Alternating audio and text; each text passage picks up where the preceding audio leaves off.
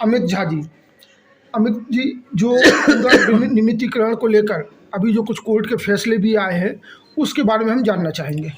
देखिए, सबसे पहले बात तो ये आती है कि मध्य प्रदेश के अंदर अभी एक सर्कुलर जारी हुआ था आचार संहिता लगने के पहले।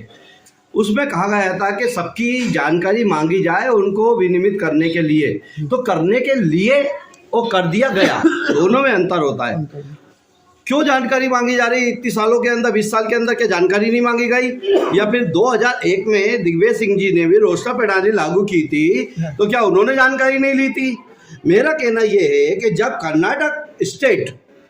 कर्नाटक हाईकोर्ट उमा देवी के खिलाफ इस नियम को पारित करवा के वहाँ के सभी कर्मचारियों को नियमित कर सकता है, फिर हम उमा देवी के नियम को अभी तक यहाँ क्यों मान रहे हैं?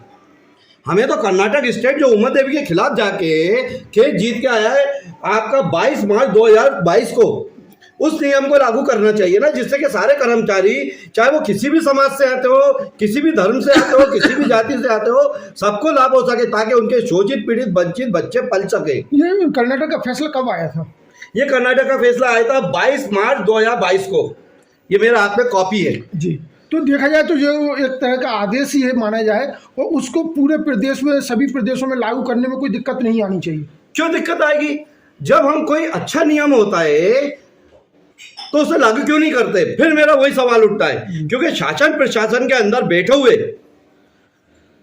जो भी अधिकारी हैं वो कहीं ना कहीं मंत्री के, नेताओं के कहने पे चलते हैं, और क्षेत्रीय विधायकों की जिम्मेदारी बनती है कि अपने क्षेत्र के ही लोगों की चिंता करे, कर्मचारियों की चिंता करे, और उनके घर की लालन पोषण में क्या दिक्कत आ रही है, क्या वो कर नहीं सकते? उसी तरह विभागीय मंत्री की जिम्मेदारी बनती है कि वो अपने कर्मचारियों के लिए अच्छे से अच्छा क्या हो सकता है, अपने अधिकारियों को आदेशित करे। आपने वाल्मीकि समाज के होते एक बहुत बड़ा अच्छा मुद्दा उठाया सभी समाजों के लिए, क्योंकि जो नियमितीकरण की आस लगाए वो सभी समाज के कर्मचारी हैं। तो उम्मीद करें कि जो नियमितीकरण की आस लगाए कर्मचारी हैं वो इस बात को जान पाएँ, और आगामी, अगर नहीं हो सका तो आगामी जो विधानसभा चुनाव है उसमें इस बात को, इस मुद्दे को प्रमुखता से जानकारी रखें।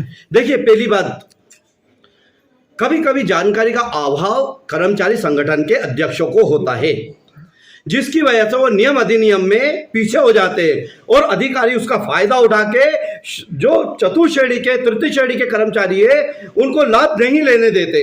तो मैं उन आईएएस अधिकारियों से भी पूछना चाहता हूं, क्या इसकी जानकारी उनको नहीं है? और यदि नहीं है तो ये बड़ी शर्म की बात है, और है तो बड़े दुख की बात है कि वो समाज हित के लिए, देश हित के लिए, उन कर्मचारी हित के लिए, उनके परिवार के हित के लिए काम नहीं कर रहे हैं। ये अच्छी बात ये हुई है कि अगर अधिकारी इस तरह की मनमानी या जो अनदेखी कर रहे हैं, लेकिन एक आपने राष्ट्रीय अध्यक्ष होते हुए एक अच्छा मुद्दा, एक अच्छी नियमावली लोगों तक बताइए। उम्मीद करें कि सारे कर्मचारी इससे लाभान्वित हो सके।